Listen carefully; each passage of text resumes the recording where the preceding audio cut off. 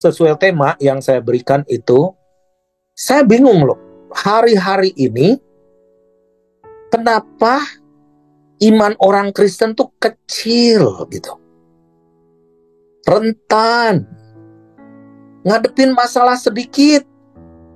Kayaknya udah parno atau paranoid tadi disebut oleh Pak Yudi. Takut ini, takut itu. Kayaknya tidak berdaya. Bahasa Perancisnya tewalakaya. Itu bahasa Sundanya tewalakaya, kayak tidak berdaya sama sekali gitu. Itu memalukan Tuhan banget. Saya bukan ngomong karena dari dulu begini, enggak, saya ngomong hari ini. Dulu-dulu imannya tuh pada gede. Makanya kita bisa dirikan gereja, kita bisa menginjil, kita bisa dapetin jiwa, kita menghadapi sakit kanker, sakit ini, sakit itu, dan kita dapat mujizat luar biasa. Tetapi sekarang, apalagi ya, yang namanya anak-anak muda itu seperti disebut generasi stroberi. Generasi stroberi itu begitu dipetik, wah seger, dicipratin air seger. Kegesek dikit, busuk. Hari ketiga, warna udah berubah. Dan kalau nggak cepetan di jus, bau asem, dibuang. Nggak ada guna.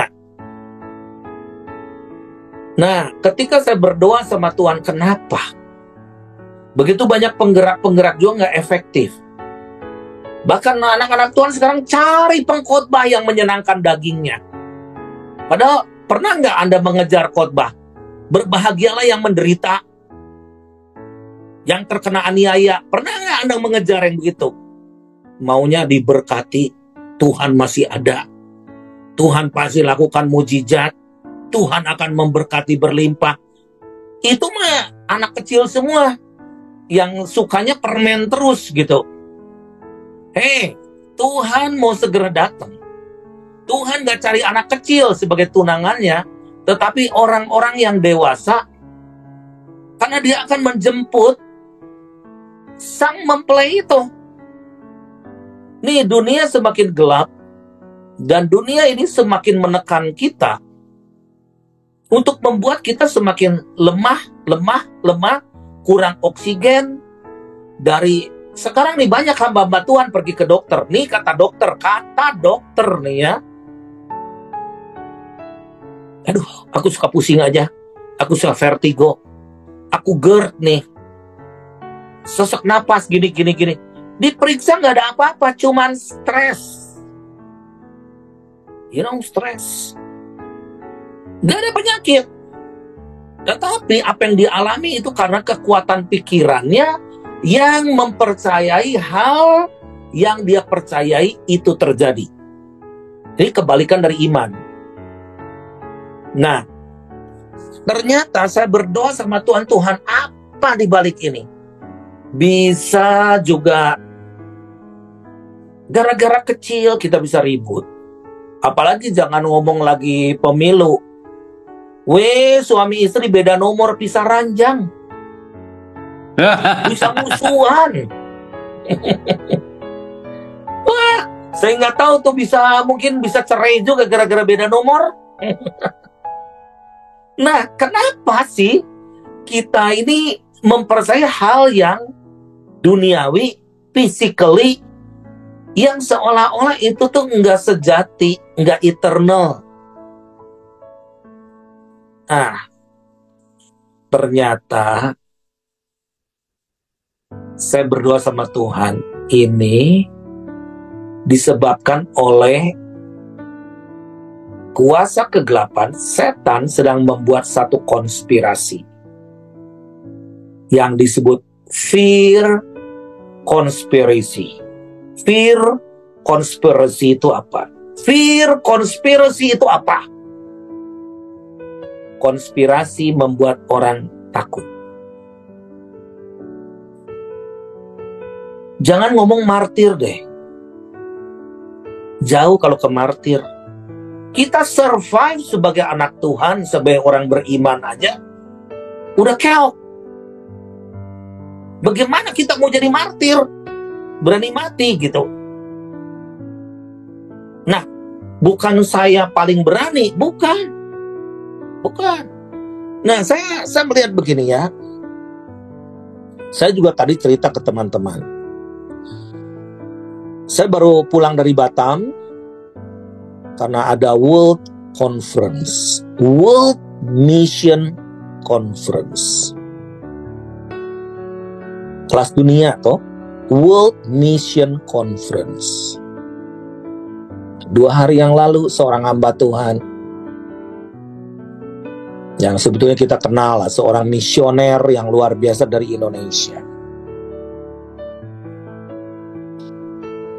Udah pernah pergi ke daerah yang kejam sekalipun, daerah yang tidak boleh ada anak Tuhan masuk. Mengarungi samudra, pernah mau naik pesawat, mau juga nyungsep. Pernah kena kapal karam, pernah jatuh dari gunung, pernah segala macam dia pernah alami. Tapi ternyata sebulan yang lalu, bulan Januari, dia kok mengalami satu peristiwa di mana kencingnya itu merah. Kencingnya merah. Semakin hari dalam sebulan kencingnya bukan merah lagi, bukan kencing bercampur darah, tapi kencingnya darah. Diperiksa bahwa ginjalnya 26% saja. Dan dia declare di depan forum World Conference bahwa dia mundur dari semuanya. Saya letakkan semua perjalanan, agenda, penggembalaan, cabang-cabang, mission. Wow. Saya nggak nyalakin dia sahabat saya. Saya nggak sehebat kayak dia. Dan dia menceritakan dengan slide namanya My Zero Point. Boleh itu ada tayangin, nggak apa-apa, karena dia udah declare. My Zero Point. Titik nol. Bagaimana dia mengutarakan hal ini membuat kita semua kaget. Ternyata sehebat apapun, setiap orang mengalami namanya titik nol. Titik nol ini. Tetapi pertanyaannya, seberapa besar, udah cukup, play. Seberapa besar ginjal dengan Tuhan? Tell me. Dulu nggak takut mati kan?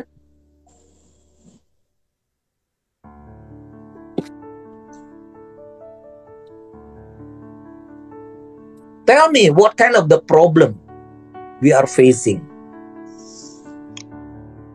Saya pernah mengalami itu lagi di Pulau Rote dan oh my God, saya sakit. Waktu itu ada almarhum Pak Edison menemani saya. Rumah sakit tidak ada. Obat, kata saya nggak mau obat. Saya pengen penawar sakit aja supaya saya nggak sakit. Kalau saya mau mati, biarkan mati tapi jangan sakit kayak begini. Wah, gak tahan. Waktu itu Pak Edison mengelus-ngelus saya, mendoakan. Kata saya Pak Edison, cari pokoknya dokter. Nggak ada dokter. Saya udah pasti yakin mungkin itu ada infeksi lah atau apalah gitu, gimana lah. Ada batu atau pokoknya saya tidur susah, berdiri susah, sakit, minta ampun. Dari malam sampai pagi. Akhirnya ketemu painkiller. Katanya obat keras. Nggak jadi masalah. Sekeras apapun saya makan. Kalau saya mau mati, mati saya di sini. Nggak tahan dengan sakitnya itu. Akhirnya saya katakan Tuhan, aku putuskan hari ini bahwa aku tidak sakit lagi. Aku akan makan obat itu. Terserah aku mau gimana. Akhirnya saya tunggu sampai besok pagi. Besok pagi di rumah sakit tuh kagak ada dokter. Hari Minggu katanya kalau Minggu off, ke gereja semua. Cilakalah kalau ada orang sekarat, dokternya lagi ibadah in the presence of God. Jadi saya dari Rote naik kapal ke Kupang. Di Kupang saya ke Siloam. Saya harus ngantri, takut ngantri. Dan begitu ngantri panjang 2 jam lebih nunggu, dokternya nggak masuk katanya hari Minggu. Oh my God, Kupang loh, kota gede. Dan saya katakan, saya akan putuskan Tuhan, I'm healed. Aku sudah sembuh. Sampai sekarang saya nggak tahu ceritanya apa nih. Aku sembuhnya. Nah, pada darah, saya ngelihat darah keluar. Ya. Demikian juga lagi bulan Juli yang lalu, saya diperiksa ada batu. Batu sakit juga. Tapi nggak sesakit yang ketika di Rote itu. Diperiksa ada batu. Udah di ronsen, masih saya taruh itu ronsenannya. Saya pergi ke Pineng dan saya berdoa untuk orang-orang sakit di sana sampai saya lupa bahwa saya juga pasien. Saya doakan orang, ibu ada yang dari Aceh berkerudung, ibu sakit apa? Saya doakan ya. Iya didoakan. Nah mereka satu saat ngomong, kalau bapak di sini ngapain? Bapak sakit apa? Oh iya, saya juga pasien. Sebetulnya saya itu pasien, saya lupa gitu. Nah, akhirnya saya ngomongnya ada batu lah, tapi saya yakini bahwa saya sudah sembuh di dalam nama Yesus, saya sembuh. Dari jam 6 pagi sampai jam 2 siang dan akhirnya dokter ketika memanggil saya jam 1 siang, mana hasil ronsen yang dari Indonesia? Dan saya akan tunjukin hasil ronsen dari CD ya, dari CD yang kita ambil barusan. 2. Jadi pakai layar besar gitu.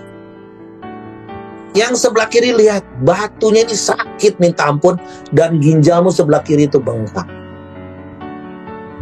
Tapi lihat sekarang batunya nggak ada, ginjalnya back to normal. Dah pulang saja.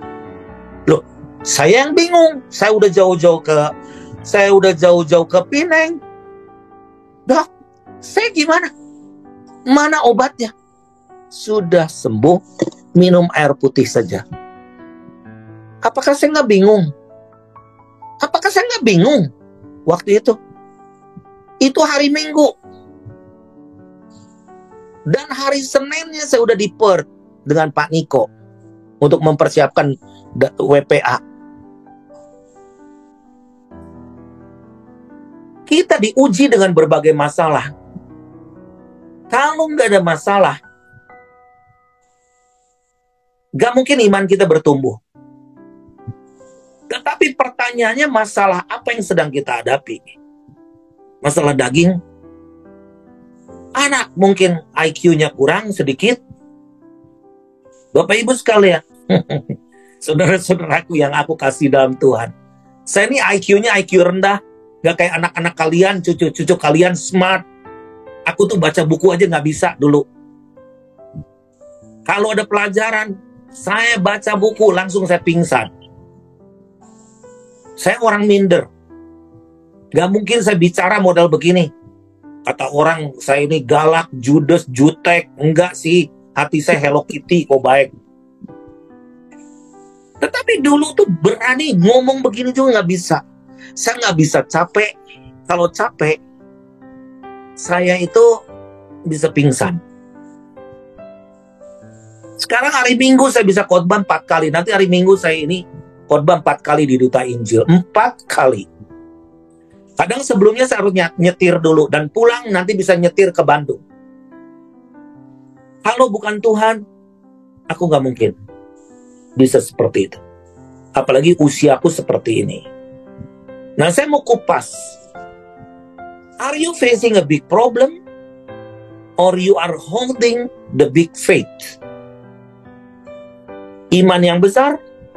Atau kita hanya mau menghadapi banyak masalah besar? Depends. Dengan perspektif kita. Itu masalah atau ujian? Nah, hari ini saya katakan musuh itu, si setan tentunya musuh, bukan hamba Tuhan, bukan siapa. Musuh itu sedang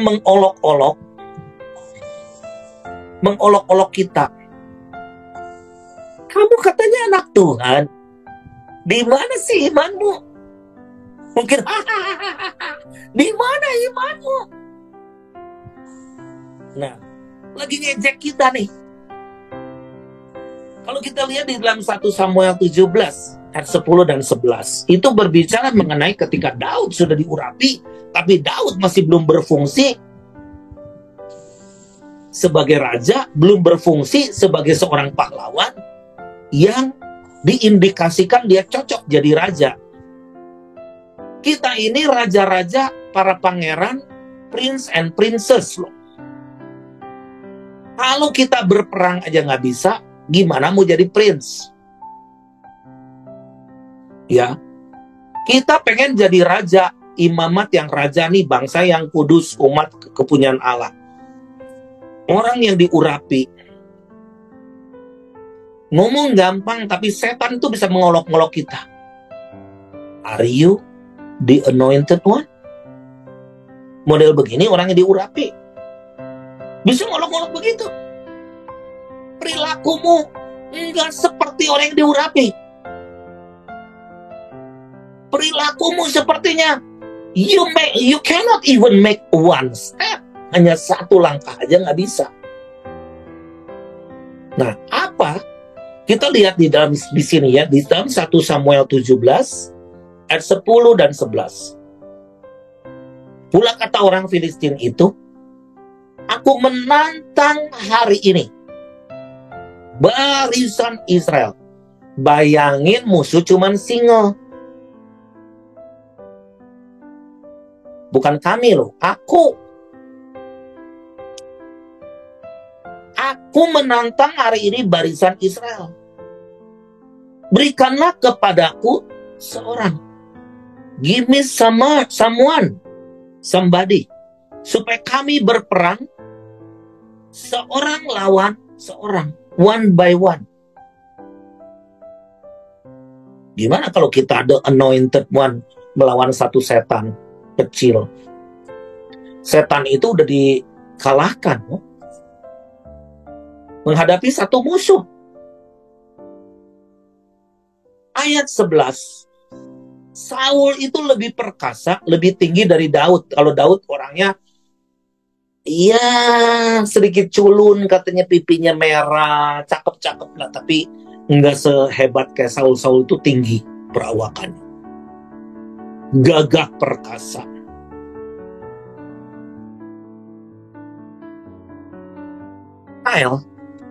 Saul dan segenap orang Israel. Saul dan segenap orang Israel mendengar perkataan orang Filistin itu, maka cemaslah hati mereka dan sangat ketakutan. Aneh kan? Aneh nggak di dalam ayat ini? Bukankah Tuhan selalu membela bangsa Israel? Bukankah Saul punya kekuatan? Punya serdadu yang luar biasa. Saul pun jago berperang. Dia adalah seorang kesatria. Tapi because of somebody mengolok-ngolok. Ada 3 tempat, 3 lokasi, 3 wilayah yang ketika Joshua menduduki tanah perjanjian, lupa atau sengaja itu dibiarkan tidak dimusnahkan, tidak diduduki. dibiarkan. Yang pertama adalah di mana? Filistin.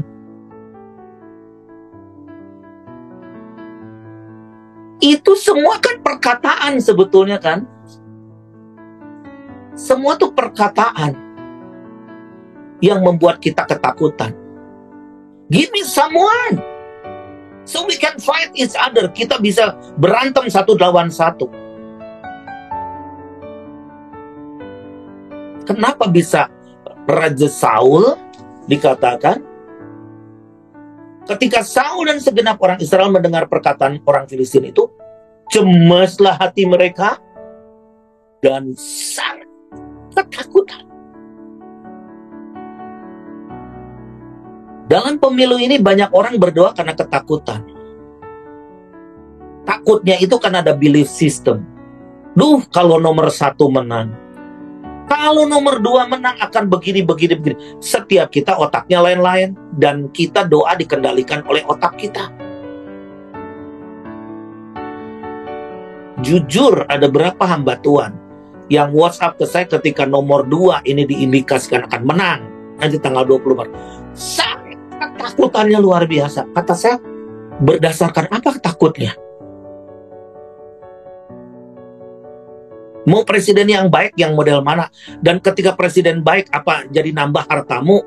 Dan engkau diangkat jadi menteri kah? Kenapa?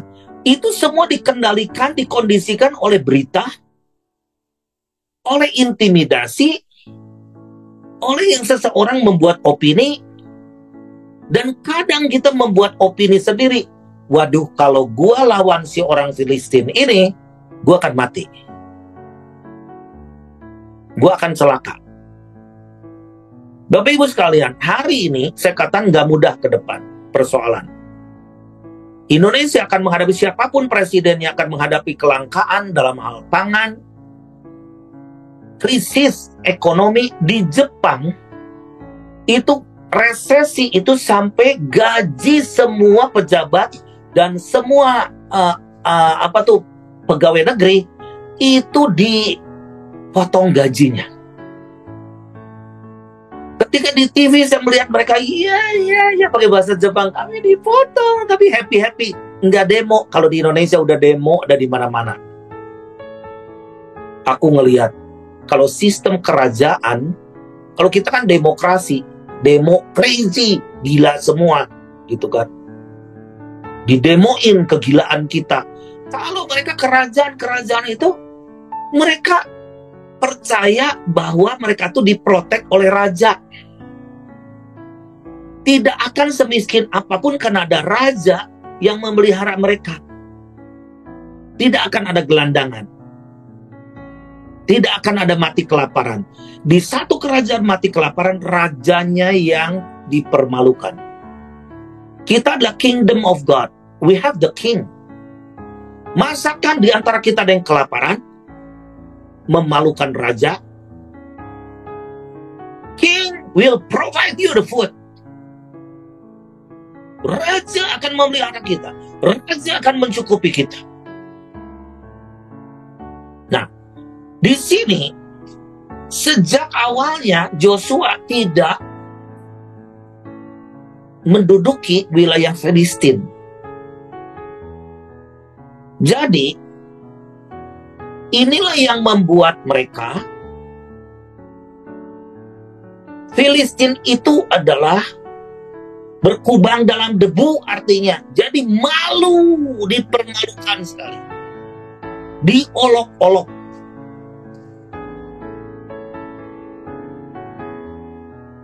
Sehingga ketika Goliat dari Gad ya, dia tuh mengolok-olok ini tuh selama 40 hari, nggak sekali. Coba kalau kita jadi raja dipermalukan, menjadi hamba Tuhan lah, sama jemaat, langsung jemaat beri, pendeta gak bener, pendeta gini, lu keok lu gini. Kita juga pasti malu. Nggak bisa tidur, pendeta digituin gitu kan. Atau seorang pemimpin digituin. Filistin artinya berkubang dalam dosa. Goliat artinya dilucuti atau ditelanjangi. Dan Gad artinya apa? Gad itu artinya pemerasan anggur. Maksudnya pemerasan anggur gimana? Jadi pemerasan anggur itu bukan diperas kayak begini ya, bukan. 2 batu kilangan, itu anggur diperas oleh batu kilangan ini sehingga airnya itu keluar. Nah, Yesus itu seperti itu tuh di atas kayu salib. Airnya semua keluar, darah.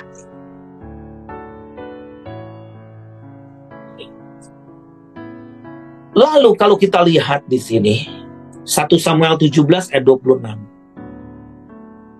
Lalu berkatalah Daud kepada orang-orang yang berdiri di dekatnya, apakah yang akan dilakukan kepada orang yang mengalahkan orang Filistin itu dan orang yang menghindari cemooh dari Israel? Siapakah orang Filistin yang tak bersunat ini sampai ia berani mencemoohkan barisan daripada Allah yang hidup? Jadi Daud waktu itu berdiri begini. Dia berkata kepada Filistin, lu jangan ngolok-ngolok kepada Allah. Satu bangsa yang punya Allah. Allah yang hebat. Jadi dia berdiri atas nama Tuhan.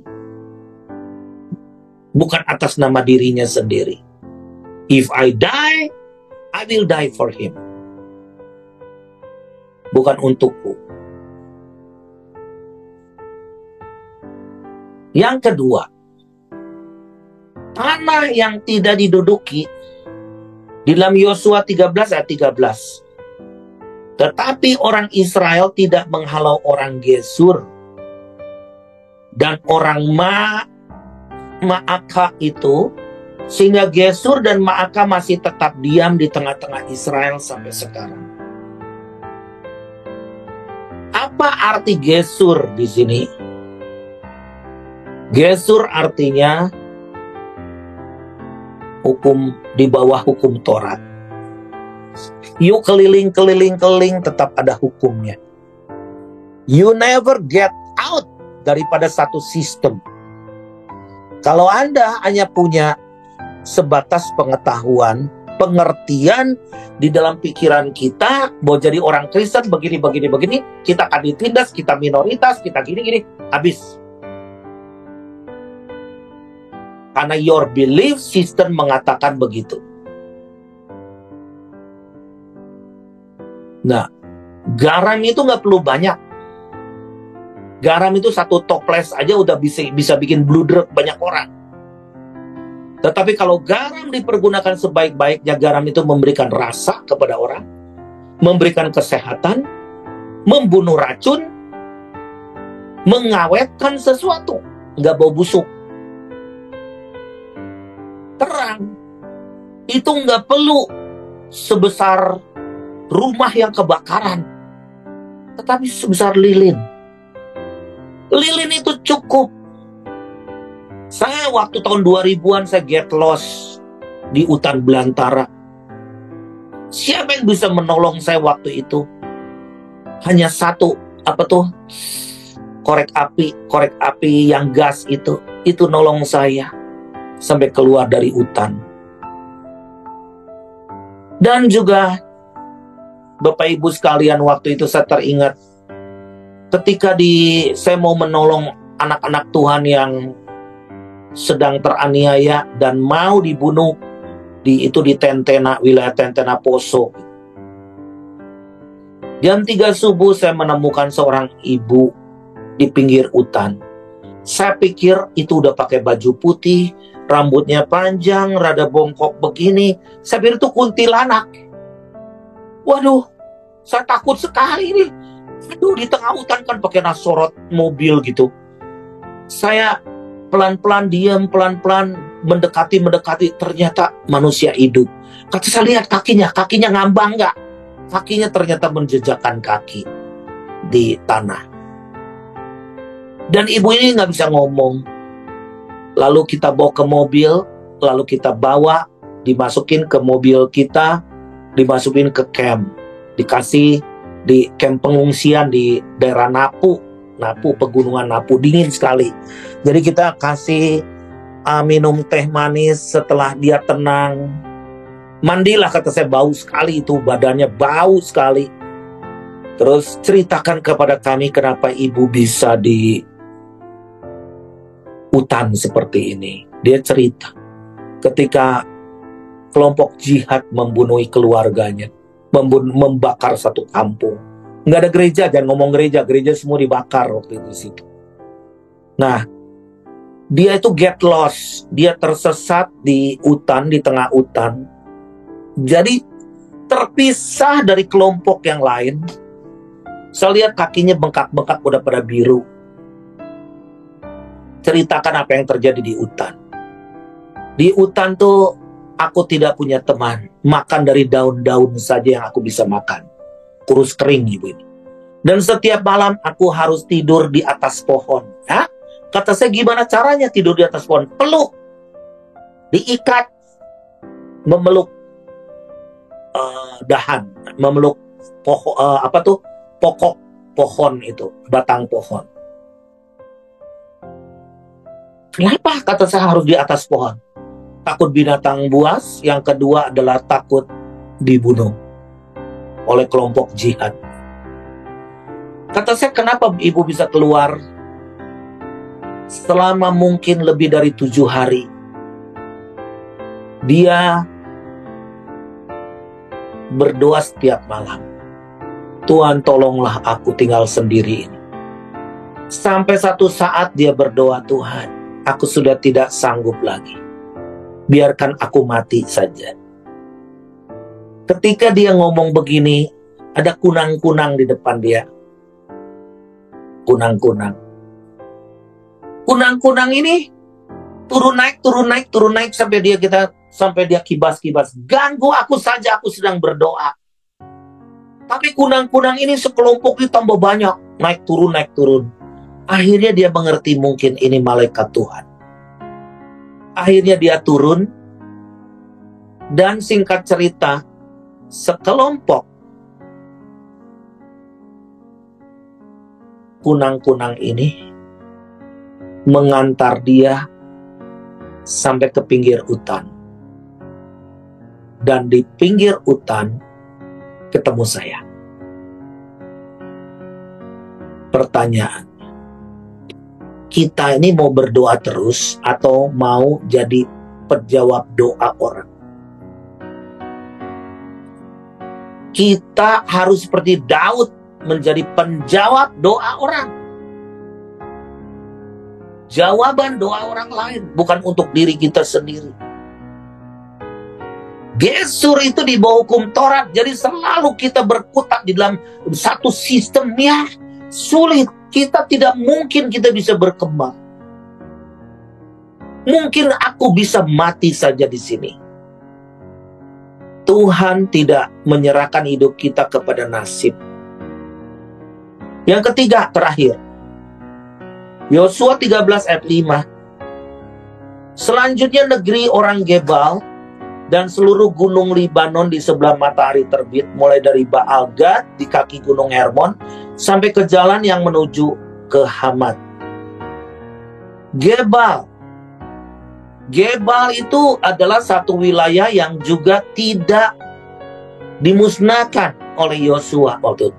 Dibiarkan ada di tengah-tengah bangsa Israel. Gebal artinya membatasi Tuhan bekerja. Gimana cara membatasinya? Karena kita seringkali perkataan kita, gak mungkin. Gak mungkin kita terbayar nih. Gak mungkin kita bisa lakukan ini. Bapak Ibu sekalian, di My Home kalau punya iman seperti ini, gak mungkin kita akan jadi berkat buat kota. Apalagi untuk bangsa. Apalagi untuk negara. Apalagi untuk bangsa-bangsa. Forget it.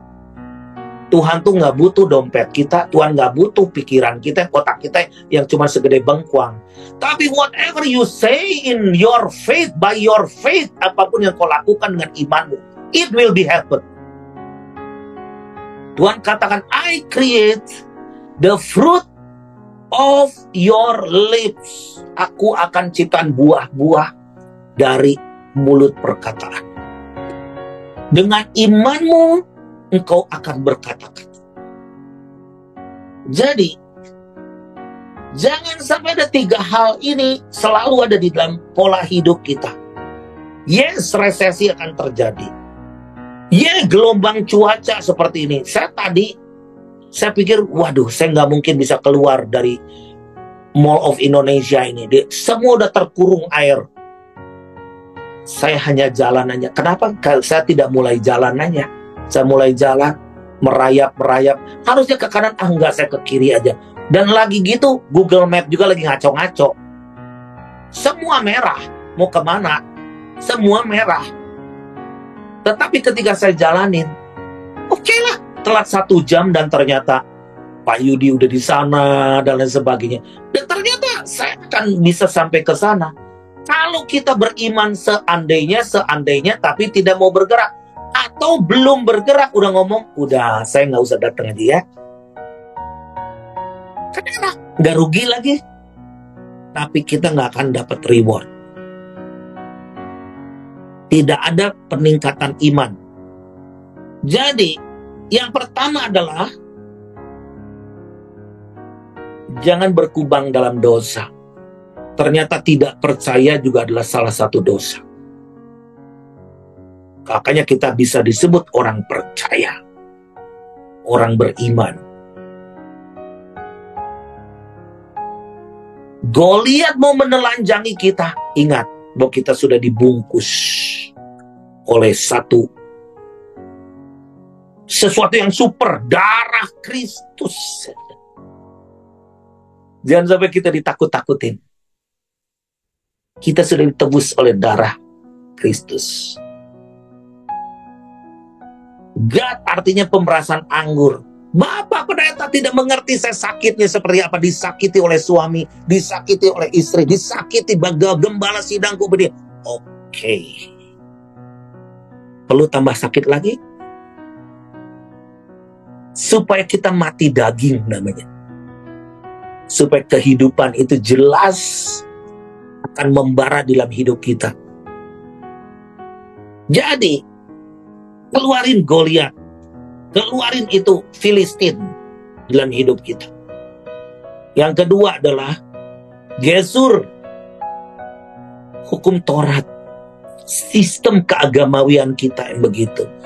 Dulu anakku pernah disembuhkan, pasti anakku juga yang begini akan disembuhkan hari gini. Tuhan tuh gak pernah ciptakan mujizat kedua kali yang sama.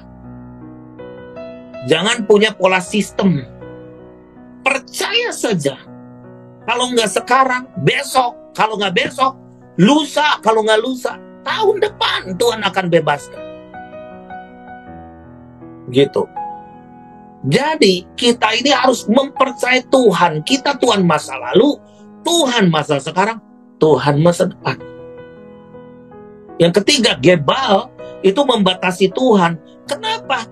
Karena seringkali kita ngerti iman, tapi Imron kita yang lemah, ngomongnya nggak selaras dengan apa yang kita imani. Di dalam Mazmur 78 ayat mulai 41, Mazmur 78 mulai ayat 41, berulang kali mereka mencobai Allah, menyakiti hati yang kudus dari Israel. Mereka tidak ingat kepada kekuasaannya dan pada hari Ia membebaskan mereka daripada lawan. Ketika Ia mengadakan tanda-tanda di Mesir dan mujizat-mujizat di padang Zoan. Bapak Ibu sekalian, mereka selalu mencobai Allah. Mereka ganggu kita supaya pekerjaan Tuhan tidak tercapai melalui kita. Dan kita nggak sadar. Kenapa mereka menyerang kita? Karena mereka nggak bisa menyerang Allah. Tapi menyerang kita supaya pekerjaannya tidak tercapai. Jadi kita harus percaya bahwa kita punya iman. Dan iman itu mengalahkan dunia. Yang kedua, hidup di dalam kebenaran bukan kenyataan. Seringkali kita, kenyataan kita udah tua. Aduh, saya nggak mau tua uzur karena dimakan usia. Jadi saya nggak produktif. No. Aku nggak mau. Meskipun umur 80 tahun, Kaleb berkata, "Give me my mountain," berikan kepadaku gunung. Nah, itu kenapa? Karena ada something dalam dirinya, bukan kenyataan. Kenyataan aku udah uzur, kenyataan aku sudah tua. Tetapi imanku semakin kuat. Karena hidup kita bukan untuk kita saja, untuk Tuhan, tetapi for the next generation, untuk generasi berikutnya. Yang ketiga, taklukkan pikiran kita kepada Kristus dan bergantung kepada Holy Spirit. Bergantunglah kepada Holy Spirit. Karena kita ini terbatas. Oh my God. Salah ngomong, salah ucap, salah kata, salah ini. Mau bertindak ini, nanti takut salah, nanti jangan takut salah. Kita ini semua orang bersalah. Tetapi kita harus yakin dan percaya bahwa kita adalah orang yang dipilih oleh Tuhan. Dan kita adalah orang yang dipilih oleh Tuhan, diisi by the Holy Spirit, untuk melakukan sesuatu pekerjaan di luar kemampuan kita. Buktikan sama Tuhan. Ketika kita nggak punya apa-apa, kita cuma 5 roti 2 ikan. Coba, mau nggak itu dilipat gandakan? Supaya itu akan menjadi berkat buat 5.000 laki-laki yang lapar. Laki-laki lapar makannya kayak gimana? Emosian lagi. Tetapi ada 12 bakul. Sisa 12 bakul. Taklukkanlah pikiran kita kepada Kristus dan bergantung. The Holy Spirit is in you. Kita jangan berdoa ngeroh, tapi kita sendiri nggak lakukan pekerjaan rohani. Sekali lagi ya, kita nih doa sering ngeroh, tapi kita nggak melakukan pekerjaan rohani. Pekerjaan rohani itu lebih dari pekerjaan manusiawi. Oke, di luar batas kemampuan kita. Jadi ingat bahwa the promised land is in your hand today. Hari ini masa perkenanan itu sedang ada di dalam diri. Grace of God is upon you. Tolong Chen berdoa untuk firman Tuhan. Setelah itu saya kembalikan ke Pak Yudi.